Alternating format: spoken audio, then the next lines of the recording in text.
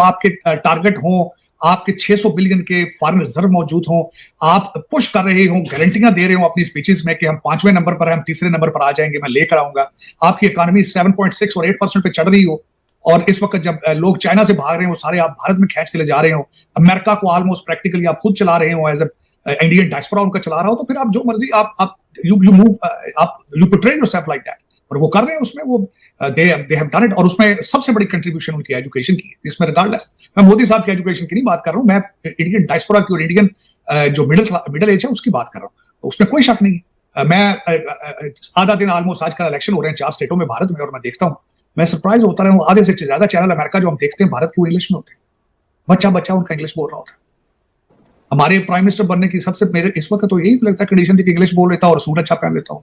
और हमने देखा कि भारत के वजीर आजम भी गए हुए थे, हमारे वजीर आजम ने जितने भी इंटरव्यू दिए वो यही कहे कि लॉस एंड डैमेज फंड के वाले से हमें पैसे दे दें, पैसे दे दें।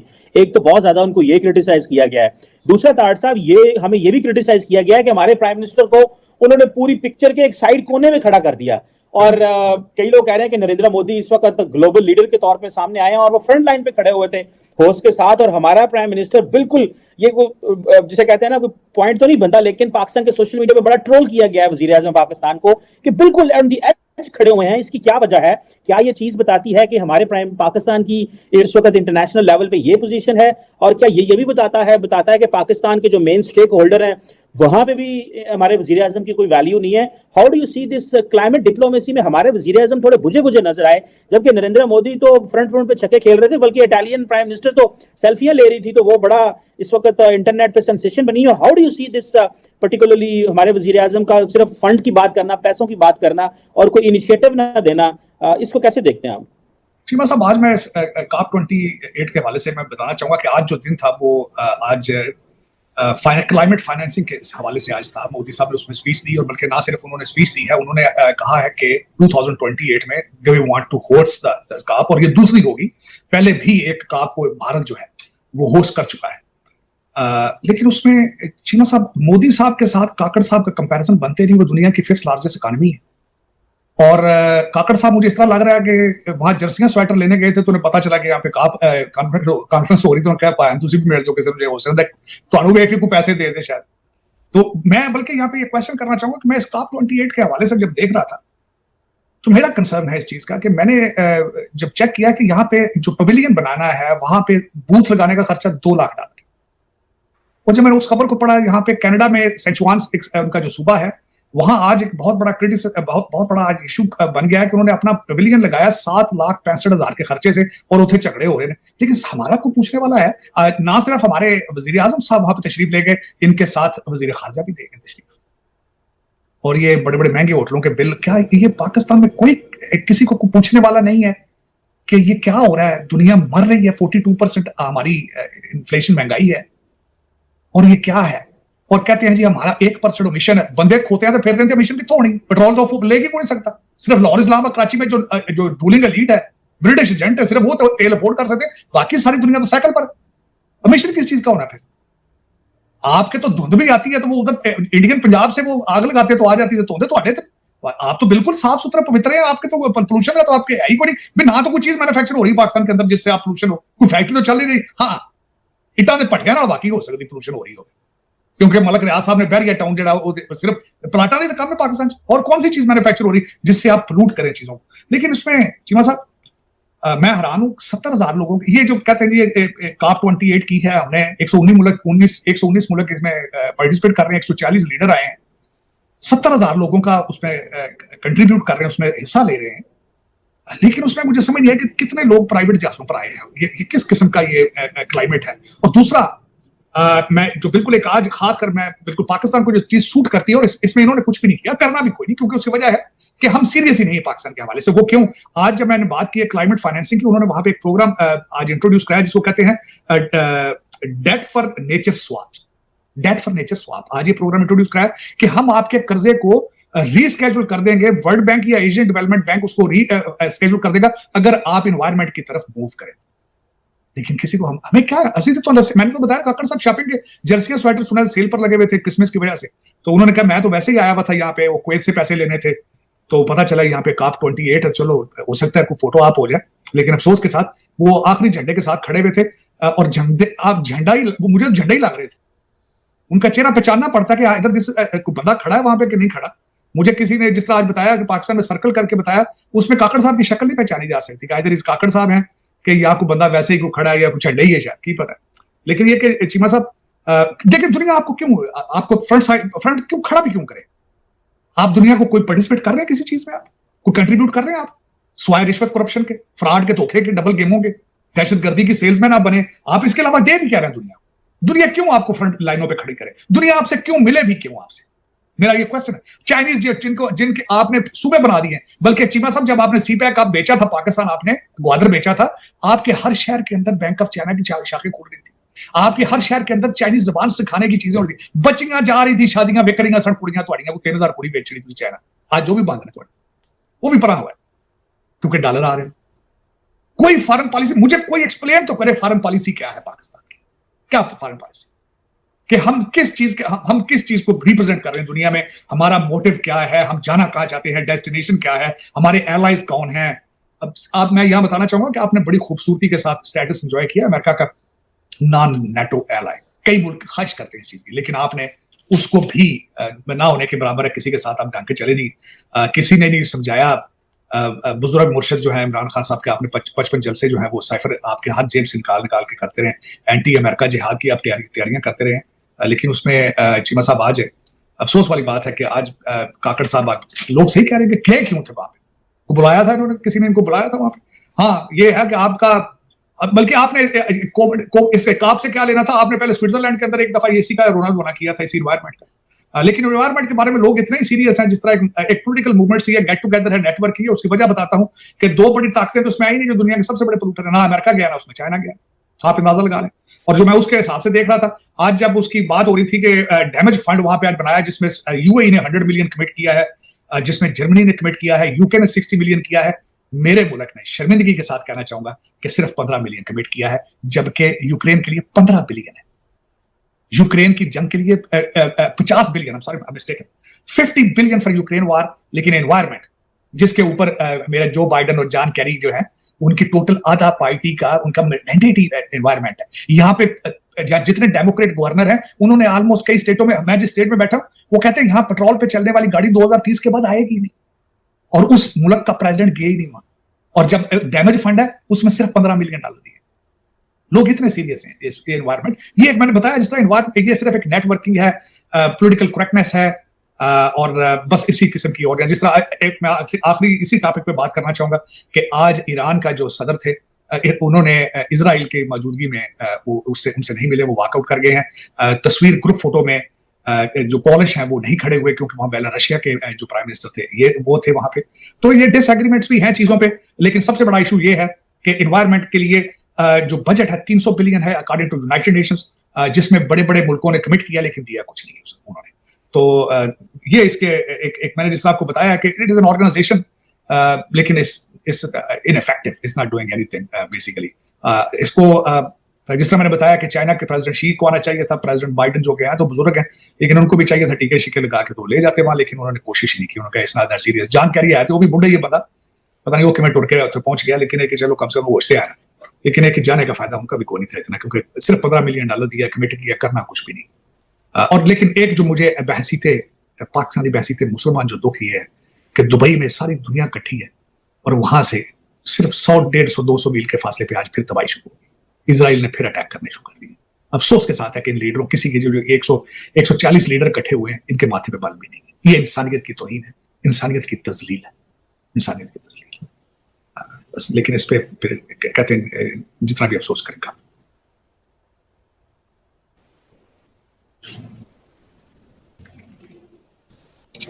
जी डॉक्टर साहब सही कह रहे हैं, जितना भी अफसोस किया जाए कम है, लेकिन जारी बात है that's how international system works. ना कोई मोरालिटी रही है, माइट इज राइट है, इसका तो हमें इस चीज़ का पता है, और हम ये काफ़ी देर से इस चीज़ को देख रहे हैं कि माइट इज राइट ही जो है वो चल रहा है, और लगता है ये ऐसे ही चलना है।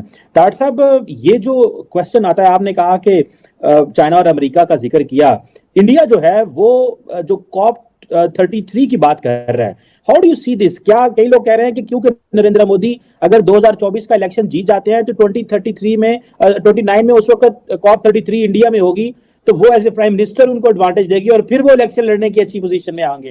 Do you think he has played it very strategically कि एक तो 5-6 साल का मौका भी ले ले और अगर बीजेपी जीत जाए और वो वजीर आजम बन जाए तो उनको 2029 में एक मौका मिल जाएगा कि फिर एक दफा इंटरनेशनल कम्युनिटी को वो इंडिया में लेके आएंगे और वो जो चाहते हैं कि उनका एक ग्लोबल स्टेचर बढ़े, he is playing it from that perspective. Do you agree कि ये is it strategic in terms of his politics and in terms of India's global reach? देखिए चीमा साहब, मेरी जो नजर में सबसे बड़ा इसका फायदा एक तो देखिए मोदी साहब को होगा, दूसरा फायदा भारत को होगा, तीसरा फायदा इकॉनमी को होगा। लोग वहां आएंगे, जो ट्रैवल होता है वहां होटल होंगे, एयरलाइनें आएंगी, चीजें आएंगी। जिस तरह फीफा कहीं होता है, जब वर्ल्ड कप कहीं होता है तो वो पूरे कंट्री के लिए एक बूस्ट होती है, पूरी boost. You have to look the broader picture overall. तो उसमें इनका स्ट्रक्चर बड़ा होगा, इंडिया का स्ट्रक्चर बड़ा होगा, इनकी इकॉनमी पे असर होगा, नए प्रोजेक्ट आएंगे, लोग देखेंगे। जब आपने देखा होगा जब दूसरी मुमालिक से लोग आते हैं तो शोकेस होता है पूरा, आपका कैपिटल सिटी या जिस सिटी में होता है उसको शोकेस करते हैं, लोग आके वहां देखें, खूबसूरत हो अच्छी। तो उसमें वो सारे फायदे उसकी बात की जा रही है, क्योंकि और आज उनकी मैंने स्पीच सुनी है, उन्होंने कहा हमारी पॉपुलेशन 17% है लेकिन कार्बन उसमें पोल्यूशन में हमारा सिर्फ 4% हिस्सा है। तो it was very well written speech उनकी। लेकिन इसमें चीमा साहब देखें कि लीडरशिप की बात है। लीडरशिप से मुराद ये होता है कि जब आपके टारगेट हो, आपके 600 बिलियन के फॉरेन रिजर्व मौजूद हो, आप पुश कर रहे हो, गारंटियां दे रहे हो अपनी स्पीचेस में कि हम 5वें नंबर पर हैं, हम तीसरे नंबर पर आ जाएंगे, मैं लेकर आऊंगा, आपकी इकोनॉमी 7.6 और 8% पे चढ़ रही हो, और इस वक्त जब लोग चाइना से भाग रहे हो, सारे आप भारत में खींच के ले जा रहे हो, अमेरिका को ऑलमोस्ट प्रैक्टिकली आप खुद चला रहे हो, एज इंडियन डायस्पोरा उनका चला रहा हो, तो फिर आप जो मर्जी आप यू मूव, आप you portray yourself like that. और वो कर रहे हैं, उसमें वो दे हैव डन इट। और उसमें सबसे बड़ी कंट्रीब्यूशन उनकी एजुकेशन की है, इसमें रिगार्डलेस मैं मोदी साहब की एजुकेशन की नहीं बात कर रहा हूँ, मैं इंडियन डायस्पोरा की और इंडियन जो मिडिल एज है उसकी बात कर रहा हूँ। उसमें कोई शक नहीं। मैं आधा दिन ऑलमोस्ट आजकल इलेक्शन हो रहे हैं 4 स्टेटों में भारत में, और मैं देखता हूँ, मैं सरप्राइज होता रहा हूँ, आधे से ज्यादा चैनल अमेरिका जो हम देखते हैं भारत के वो इंग्लिश में होते हैं, बच्चा बच्चा उनका इंग्लिश बोल रहा होता है। हमारे प्राइम मिनिस्टर बनने की सबसे मेरे इस वक्त तो यही लगता है कंडीशन थी कि इंग्लिश बोल लेता हूँ और सूट अच्छा पहन लेता हूँ, हमारी ये पोजीशन है। अब मैंने आपको जिस तरह बताया कि आपने दुनिया से, आपने तालीम से बाइकाट किया हुआ, तुसी नाराज हो गए तालीम के नाल, तुसी क्या ਅਸੀਂ पढ़ा लिखांगे तो अकल आ जाएगी, हमने नहीं ये काम करना, ये क्यों करना है? आप चाहते हैं कि दुनिया जो है वो 7वीं सदी में पीछे चली जाए, मामू रशीद, हारून रशीद जो अब्बासी दौर था उसमें चली जाए, तो इस तरह नहीं होगा, इस तरह हो नहीं रहा। आप चाहते हैं, जिस तरह मैंने आपको बताया, हर मुसलमान के जिस तरह आपका जो आइडियोलॉजी है कि या तो सारी दुनिया मुसलमान हो जाए तो या आप सारी दुनिया का सर काट दें, तो ये इस तरह तो नहीं होता। आप मिडिल वे आपने ढूंढा ही नहीं, तालीम की तरफ जाएं, अकल खुल जाती। अब एक बड़ा खूबसूरत हालांकि यह चीज कहते हैं, छतरी और दिमाग जब तक खोलेंगे नहीं वो काम नहीं करेगा। आप उसको खोलने के लिए तैयार ही नहीं, आपको इस गैरिजन स्टेट से आगे पढ़ना होगा। ਹੁਣ ਤੇ ਜੰਗ ਹੁੰਦੀ ਨਹੀਂ, ਡਰੋਨਾਂ ਨਾਲ ਹੋਣੀ ਤੇ ਕੰਪਿਊਟਰਾਂ ਨਾਲ ਹੋਣੀ, ਉਧਰ ਤਵੱਜੋ ਦਿਓ ਯਾਰ, ਤੁਸੀਂ ਕਿਹੜੇ ਚੱਕਰਾਂ 'ਚ ਪੈ ਗਏ? ਤੁਸੀਂ ਅਜੇ ਕਹਿੰਦੇ ਅਸੀਂ ਖੋਤਿਆਂ ਦਾ ਜਾ ਕੇ ਜਿਹਾਦ ਕਰਨਾ, ਪਤਾ ਨਹੀਂ ਮੇਰੇ ਕੀ ਕਰਨ ਲੱਗੇ ਹੋ ਯਾਰ ਤੁਸੀਂ। ਉਹ ਤੁਹਾਨੂੰ ਲੋਕ ਬੇਵਕੂਫ ਬਣਾ ਰਹੇ ਨੇ, ਤੁਸੀਂ ਬਣ ਰਹੇ। ਮੈਂ ਕਈ ਵਾਰੀ ਕਹਿ ਬੈਠਾ ਤੁਹਾਨੂੰ ਜਿਹਾਦ ਦਾ ਰੋਜ਼ ਪ੍ਰਚਾਰ ਕਰਨ ਵਾਲੇ ਆਪਣੇ ਬੱਚੇ ਸਾਰੇ ਲੰਡਨ ਤੇ ਟੋਰਾਂਟੋ ਨੇ, ਕੋਈ ਹਯਾ ਕਰੋ। ਉਹ ਮੌਲਾਨਾ ਤਾਰੂ ਕਾਦਰੀ ਵੀ ਕੈਨੇਡੀਅਨ ਜੇ ਖੁਦਾ ਦਾ ਨਾਂ ਜੇ ਯਾਰ, ਜਿਹੜਾ ਤੁਹਾਨੂੰ ਆ ਕੇ ਰੋਜ਼ ਸਾਰਾ ਕੁਝ ਤਫਸੀਰ ਪੜਾਉਂਦਾ, ਸਾਰਾ ਕਰਦਾ, ਉਹ ਉੱਥੇ ਰਹਿੰਦਾ, he lives like a king there. ਕੁਝ ਥੋੜਾ ਕਰੋ यार, पास करो, सोचो अपने मुस्तकबिल के बारे में। बच्चों को मैथ और इंग्लिश पढ़ाओ खुदा के लिए, अगर सर्वाइव करना है। ये जो पार्टियां जिनको कहते हैं, ये पार्टियां नहीं जे, ये लुट मार दे ग्रुप जे। लेकिन चीमा साहब क्या करें, पता है सब लोगों को, क्या करें। मैं कहता हूं चलाने वाले भी पाकिस्तानी है, मेरे ख्याल पासपोर्ट तो पाकिस्तानी होने ने ज्यादातर लोगों को, या एटलीस्ट 2 पासपोर्ट होंगे, बोलते तो पाकिस्तानी जबाना ना, खाना भी पंजाब पाकिस्तानी खाते हैं। पता नहीं why they behave like British imperial mindset है उनका। लुट के लंदन हर चले जाना चाहते हो तुम, पता नहीं। और मैं बार बार चीमा साहब कह चुका हूं, लंदन च भी कब्र है जे, कब्रस्तान है, उत्थे भी दुनिया मर रही जे। तुसी समझो लंदन पहुंच गए तो मरना ही नहीं, असि अमर हो जाना। कहने बच्चों की 2 कोठियां लंदन बन जाने, चंगे जे इलाके पा जान, कहते उस तो बाद और कुछ नहीं चाहिए। खुदा दा ना लो यार, ये बच्चे खत्म नहीं जे करांदे, बाद तो मर जाना बाद। बस करो, बस करो। मादरे मिलन दे इन्हें ना कपड़े पाड़ो, 76 साल बड़ा हो गया जी, हुण ते शर्म आउण लग पई। अपनी मां दे कपड़े पाड़ दियो रोज, कोई जाता होड़ा करो, बस करो। हुण दुनिया मांग रही, चीमा साहब माफिया मांग रही दुनिया तुहाडे तो, ऐस कर कन्नां नूं हत्थ लांदे रहो। तार साहब ये तो ठीक बात कर रहे हैं आप। तार साहब एक पिक्चर मैंने देखी, क्योंकि हम इस इवेंट की डिस्कशन कर रहे हैं, एक पिक्चर देखी जिसमें प्राइम मिनिस्टर मोदी जो है वो किंग ऑफ जॉर्डन अब्दुल्ला से मिल रहे थे, और उस पिक्चर के पीछे जो है वो काकड़ साहब भी खड़े थे। तो do you believe that this is a missed opportunity कि मुलाकात हो जानी चाहिए थी, या मिलते या शेक हैंड करते मैंने ये तस्वीर लगाने की कोशिश कर रहा हूँ लेकिन वो पूरी शो नहीं हो रही कि ये एक मौका था। आपको क्या ख्याल है? बताया तो गया होगा वजीर आजम काकड़ को कि आपने हाथ नहीं मिलाना और महल मोदी साहब को, लेकिन बहुत सारे लोग ऐसे हैं जो कहते हैं कि मोदी साहब और काकड़ साहब की जो है एटलीस्ट शेक हैंड ही हो जाता, बल्कि शी जिनपिंग का और मोदी साहब का हो जाता है। हम इतनी सख्त क्यों पोजीशन मोदी साहब और काकड़ साहब लेके बैठे हुए हैं? इस पे भी थोड़ा कमेंट करें ताज चीमा साहब हो सकता है उन्होंने काकड़ साहब को पहचाने ही ना हो। उसकी वजह यह कि काकड़ साहब F11 में पड़ोसी नहीं जानते हुए कौन है कि ਤੁਸੀਂ ਕਹਿੰਦੇ ਉੱਥੇ प्रेसिडेंट शी पैरी पै ਜਾਂਦਾ काकड़ साहब ਤੇ ਤੁਸੀਂ ਵੀ ਡਾਢੀਆਂ ਗੱਲਾਂ ਕਰਦੇ ਹੋ चीमा साहब ਇਹਨਾਂ करें। लेकिन ये देखें इस्लाम शेक हैंड कर लेते तो क्या फर्क पड़ा, नहीं किया तो क्या फर्क पड़ेगा। चीमा साहब आप ये बताएं काकड़ साहब किस चीज को रिप्रेजेंट करते हैं? पाकिस्तान किस चीज को रिप्रेजेंट करता है? बात तो यह खत्म हो जाती है, बात तो इसी पर खत्म हो जाती है। आपके सदर को, वजीर आजम को, आपके फॉरेन मिनिस्टर को लोग कुर्सियां से उठ के ਤੁਹਾਨੂੰ प्रोटोकॉल ਦੇ ਪਟਾਕੇ ਤੇ ਤੋਪਾਂ ਦੀ ਸਲਾਮੀ ਕਿਉਂ ਦੇਣਗੇ ਯਾਰ? ਵਜ੍ਹਾ ਉਹ ਦੱਸੋ ਨਾ ਬੰਦਿਆਂ ਨੂੰ, ਵਜ੍ਹਾ ਉਹ ਦੱਸੋ ਤਾਂ ਸਹੀ ਨਾ। This is what we have to offer to the world. Cheema साहब मैं यही कह रहा हूं ना, काकड़ साहब रिप्रेजेंट करते हैं किसी चीज को, किस चीज को रिप्रेजेंट करते हैं? Why should somebody waste their 3 minutes with them? International leader Modi साहब हो, प्रेसिडेंट शी हो, क्या लेंगे जब आप उनका एम्बेसडर आपके किसी सारा कुछ कर लेता है? जो why should they? बल्कि हो सकता है वो कहने तरह खोते यार माड़ी गल बदे की कहणगे ये ना फोटो खिचाण लगे, ये भी हो सकता है। मैं कई बंदियां नहीं फोटो खिचांदा मिलदा नहीं, ਉਹਦੀ बाहर इमेज खराब हो जाता तो पता नहीं। पर लेकिन चीमा साहब काकड़ साहब को जाना नहीं चाहिए था मेरे ख्याल में। जाके क्या करना यार एनवायरमेंट को, what you can do with it? ਤੁਹਾਡੇ ਭੁੱਖ ਨਾਲ ਸੁਝੇ ਪਏ ਹੋ ਤੁਸੀਂ, ਤੁਹਾਡੇ ਮੁਲਕ ਦੇ ਹਾਲਾਤ ਖਰਾਬ ਨੇ। ਮੈਂ ਤਾਂ ਹੈਰਾਨ ਹਾਂ $2 ਲੱਖ ਦੇ ਕੇ ਆਪਨੇ ਬੂਥ ਲਿਆ ਪਬਲਿਕ ਨੇ। ਇੱਥੇ ਕਈਆਂ ਗਰੀਬਾਂ ਦਾ ਫਾਇਦਾ ਹੋ ਜਾਣਾ ਸੀ ਇੱਥੇ ਪਾਕਿस्तान 7-8 दिन से बाहर है वैसे वो 8 दिन हो गए उनको। ਹੋ ਸਕਦਾ 8-10 ਦਿਨ ਹੋਰ ਰਹਿਣ, ਉੱਥੋਂ ਜਹਾਜ਼ ਲੈ ਕੇ ਪਰਾਂ ਲੰਡਨ ਚੱਲ ਜਾਣ, ਸਾਊਦੀ ਅਰਬ ਚੱਲ ਜਾਣ, ਕੀ ਪਤਾ ਜਹਾਜ਼ ਲੱਭਿਆ ਉਹਨਾਂ ਨੂੰ, ਪੈਟਰੋਲ ਫ੍ਰੀ, ਬਿੱਲ ਤੁਸੀਂ ਦੇਣ ਲੱਗੇ ਉੱਥੇ ਹੋਟਲਾਂ ਦੇ, ਕੀ ਫਰਕ ਪੈਂਦਾ? दोस्तों जैसे कि आपने क्लिप में देखा कि भाई फॉरेक्स रिजर्व जो कि मतलब कि किसी भी देश की मतलब कि रीढ़ की हड्डी माने जाते हैं, मतलब कि भाई किसी भी देश को अगर मतलब कि कुछ भी चीज़ इंपोर्ट करवानी हो तो भाई वो सिर्फ फॉरेक्स रिजर्व से ही होता है भाई, या तो इलेक्शन का खर्चा हो या फिर भाई साहब डोमेस्टिक प्रोडक्ट्स में। लेकिन भाई साहब हर चीज़ में मतलब कि भाई फॉरेक्स रिजर्व चाहिए होते हैं भाई। फॉरेक्स रिजर्व मतलब कि भाई मतलब कि हर एक मतलब कि वो डॉलर की शक्ल में रखे जाते हैं हर एक कंट्री द्वारा, और दूसरे वो भी होते हैं मतलब कि गोल्ड रिजर्व्स भी होते हैं, वो भी मतलब कि भाई साहब काम आते हैं, मतलब कि गोल्ड रिजर्व के अनुसार ही और फॉरेक्स रिजर्व के अनुसार ही मतलब कि भाई वो क्या बोलते हैं नोट जो होते हैं ना किसी भी देश में छापे जाते हैं, ठीक है भाई। तो ये फॉरेक्स रिजर्व बहुत ज़्यादा इंपॉर्टेंट होता है किसी भी देश की अर्थव्यवस्था के लिए। मतलब कि इससे पता चलता है कि उस गवर्नमेंट की परचेजिंग पावर क्या है, मतलब क्या क्या चीज़ें वो इंपोर्ट करा सकते हैं। क्योंकि भाई साहब जो कोई मतलब देश इम्पोर्ट एक्सपोर्ट करता है बहुत सारी चीज़ें, तो भाई उनको इम्पोर्ट भी करवानी पड़ती है बहुत सारी चीज़ें, क्योंकि भाई हर चीज़ें हर देश में नहीं बनती है या उगती हैं भाई साहब, इसलिए बाहर से ही मतलब कि इम्पोर्ट करवानी पड़ जाती है, ठीक है। तो भारत के पास जितना ज़्यादा डॉलर और दूसरी विदेशी मुद्राओं का भंडार होता है उतनी क्षमता व वैश्विक संकट के समय आयात ऊर्जा और विदेशी भुगतान को संभालने में रखता है। जैसे हमने देखा था कोरोना के टाइम पे भारत ने बहुत सारी चीज़ें मतलब इंपोर्ट कराई थी, क्योंकि भाई भारत के पास फॉरेक्स रिजर्व था इसलिए करवाई थी, इसलिए करवा सके थे, ठीक है। यानी अगर अचानक विदेशी पूंजी बाहर निकलने लगे या वैश्विक बाज़ारों में डॉलर की कमी हो जाए तो मजबूत रिजर्व्स एक फाइनेंशियल कुशन की तरह काम करते हैं। डॉलर पर निर्भरता के जोखिम को कम करने में मदद क्या करता है? देखिए भारत की अर्थव्यवस्था अभी भी डॉलर आधारित वैश्विक वित्तीय व्यवस्था से काफ़ी जुड़ी हुई है, लेकिन बड़ा फॉरेक्स रिजर्व भारत को डॉलर की ज़रूरत पड़ने पर अपनी स्थिति संभालने की ज़्यादा क्षमता देता है। इसका मतलब ये नहीं है कि भारत डॉलर से मुक्त हो गया है, बल्कि भारत की निगोशिएटिंग पोजीशन मजबूत हो जाती है। अमेरिका के लिए भारत को आर्थिक रूप से दबाना आसान नहीं है। यदि किसी देश के पास कमज़ोर विदेशी मुद्रा भंडार हो तो वैश्विक वित्तीय दबाव उसके लिए ज़्यादा मुश्किल पैदा कर सकता है, ठीक है। लेकिन बड़े रिजर्व्स के कारण भारत के पास संकट के समय ज़्यादा विकल्प होते हैं। यही कारण है कि भारत की स्ट्रैटेजिक ऑटोनॉमी आर्थिक रूप से महत्वपूर्ण हो जाती है, ठीक है। भारत बड़े आयात बिल को संभाल सकता है, ठीक है। भारत एक बड़ा एनर्जी इंपोर्टर है। तेल की कीमतें बढ़ने पर देश को भारी मात्रा में डॉलर की आवश्यकता होती है।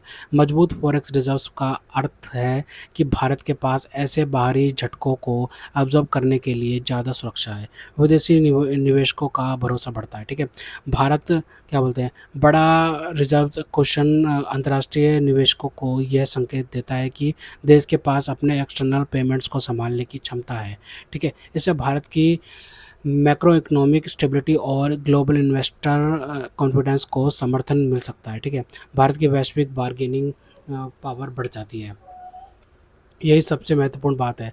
भारत केवल एक बड़ा बाज़ार ही नहीं, अ, अगर उसके पास भारत केवल एक बड़ा बाज़ार नहीं है। भारत केवल एक बड़ा बाज़ार ही नहीं है, ठीक है। अगर उसके पास मजबूत इकोनॉमी, बड़ा एक डोमेस्टिक मार्केट, बढ़ता ट्रेड और पर्याप्त फॉरेक्स रिजर्व्स भी हो, तो अमेरिका, यूरोप और रूस, खाड़ी देश और अन्य शक्तियों के साथ बातचीत में भारत के पास ज़्यादा स्ट्रैटेजिक ऑप्शंस होते हैं। असली कहानी ये है कि इससे वेस्टर्न पावर्स भारत के फॉरेक्स रिजर्व से डर रही है, ठीक है। ठीक है, भारत के मतलब कि भाई भारत के जो फॉरेक्स रिजर्व्स बढ़ रहे हैं ना भाई, वो मतलब कि भाई परेशानी का मतलब कि टेंशन की बात तो है भाई सब, मतलब कि जो वेस्टर्न कंट्रीज़ है, अमेरिका, यूरोप वगैरह के लिए बहुत बड़ा मतलब कि प्रॉब्लम का कंसर्न है कि भाई कंसर्न की बात है कि भाई भारत की जितनी ज़्यादा फॉरेक्स रिजर्व बढ़ेंगे तो भाई भारत की इकोनॉमी उतनी ही बूस्ट होगी और उनकी इकोनॉमी को भारत की इकोनॉमी बीट कर देगी। तो फिर क्या होगा कि भारत का असर बढ़ेगा पूरी दुनिया में, जियोपॉलिटिकल वैल्यू बढ़ेगी, मतलब कि जो नॉन अलाइनमेंट की मतलब कि भारत की पॉलिसी है, भारत की डिप्लोमेटिक वैल्यू बढ़ेगी, ठीक है। वैसे भारत का प्रभाव बढ़ेगा, तो इनका प्रभाव गिरेगा। तो यही मतलब कि इसी का डर है मतलब कि वेस्टर्न पावर्स को कि भाई भारत की जो इकोनॉमी है इतनी बूस्ट ना हो जाए, ठीक है। इसी वजह से ये डरते हैं कि भाई भारत की अगर इकोनॉमी हमसे आगे निकल गई तो भाई भारत तो फिर हम पे थोपेगा, फैसले थोपेगा, मतलब कि भारत तो मतलब कि भाई हमारे दुश्मनों को साथ दे सकता है, ये दे सकता है। लेकिन भाई ये गलत है भाई, भारत किसी के दुश्मनों को, किसी के मतलब कि कॉन्फ्लिक्ट में पड़ता ही नहीं है। भारत का इतिहास उठा कर देख लो कि भारत किसी के कॉन्फ्लिक्ट में पड़ता ही नहीं है। हमने किसी देश पर कब्जा करने की सोची तक नहीं है, करने की तो बात की बात है, हमने सोची तक नहीं है किसी देश पर कब्जा करने की।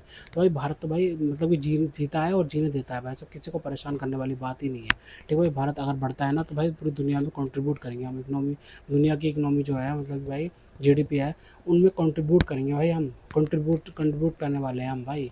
हम किसी मतलब कि किसी के हिस्से का खाने वाले नहीं हैं, ठीक है भाई। सब हम तो भाई सब मतलब दुनिया में कोई भी क्राइसिस आता है तो सबसे पहले हम मदद करने के लिए पहुंचते हैं भाई, हमारी ये वैल्यू बन चुकी है, ठीक है भाई। सब पाकिस्तान की तरह थोड़ी है जो मतलब कि यहाँ से पैसा मांग लिया, वहाँ से मांग लिया, 1-2 बिलियन फॉरेक्स रिजर्व बन गए तो बन गए, मतलब कभी भी मुल्क गिर जाए कुछ भी पता नहीं चलता भाई, इकोनॉमी कब गिर जाए। तो भाई पाकिस्तान की तरह नहीं है भाई, भारत ने मतलब 90s में मतलब भाई अपना सोना तक गिरवी रखा था भाई, स्विट्ज़रलैंड के बैंक में और लंदन के बैंक में, ठीक है भाई। तो सोना गिरवी रखा था और भाई उसके बदले में भारत को फिर मतलब कि भाई ये समझ लो कि क्या बोलते हैं, $5 से $6 बिलियन के फॉरेक्स रिजर्व भारत को मिल गए थे भाई साहब, ठीक है।